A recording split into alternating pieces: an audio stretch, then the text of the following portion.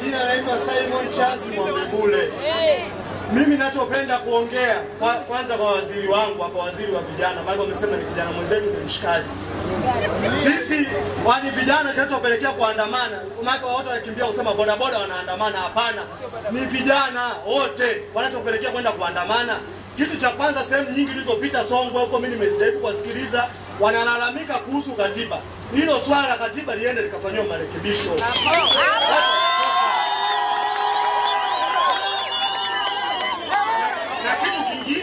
kitu kingine, kama rais alifanikiwa kugawa pikipiki kwa wana CCM wote kata zote, kwa nini zile pikipiki asigawe kwa vijana kwenye vijiwe?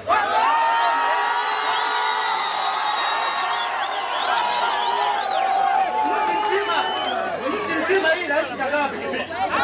Kata Itunge kuna pikipiki, kata Mikoroshini kuna pikipiki. Zile pikipiki zikienda kwa kufikia yamba kusema Mikoroshini, vijana Mikoroshini tumwapa pikipiki mbili, mtaweka 3 kama Baba Levo alivyofanya kule. Tuone kama kiasi gani. Hakuna kitu kama hicho. Haya, sasa hivi nyinyi serikali mnachokifanya, mnaenda China, mnatuchukulia watu wa mabonanza, mnawaleta Tanzania, mnaacha kwenda kuchukua watu, waleta kuweka hata viwanda vya matairi, boda boda tununua matairi kwa bei ndogo, nyinyi mnaenda kuleta watu sisi wa mabonanza, si mabonanza ya nini hapa?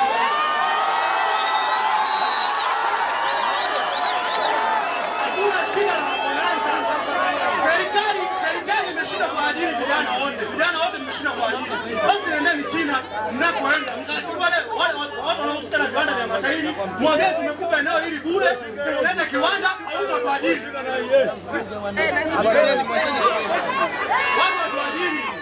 Sio kusema ni serikali mnaenda China, mnaenda kule China mnatuchukulia watu wa mabonanza, wanaanza kuzunguka mnawapunguzia na kodi.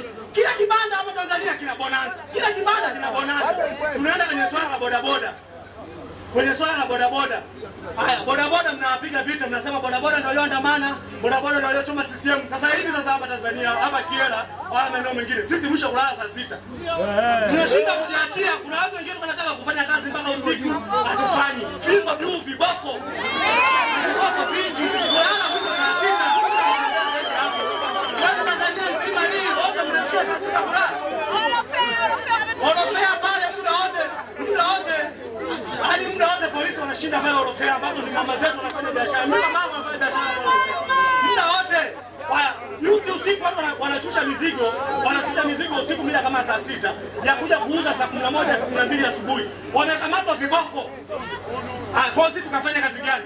Kwani kwa mwendo kama huo kulala mwisho saa 6, viboko vingi, tarehe 9 vijana utawaambia msiingie.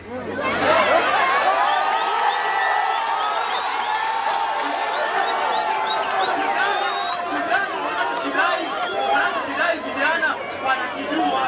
Hata nyie sasa hivi serikali mnakijua wanachokidai vijana. Sasa hivi nataka tuzike yale mambo yaliyopita tarehe 29 Oktoba.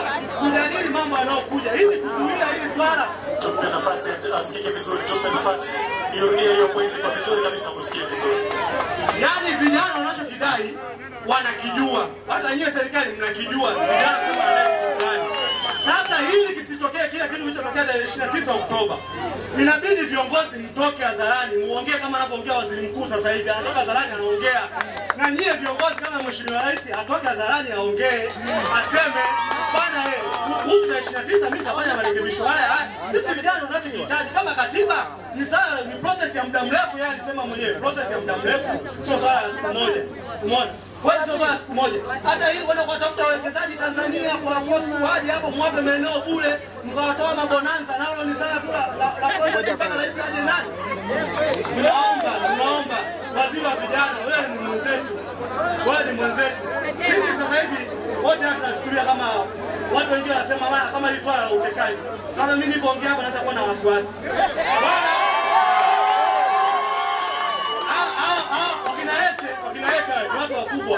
Ni watu wakubwa. Wanaongea, wana ulinzi, ila bado wanachukuliwa, wanatekwa. Sasa sisi ambao tuna ulinzi tunategemea kutembea kwa mguu kwenda nyumbani. Sisi tunachukuliwa kama nyanya tu, watu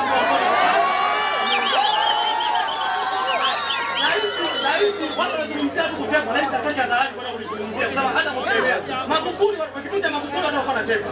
Lakini rais akaenda anamwambia mkuu wa polisi, wewe bwana akitaka mwanao utajisikiaje? Watu tunafarijika moyoni. Yeye yuko kimya kama ana support sasa kusema watu waendelee kutekwa.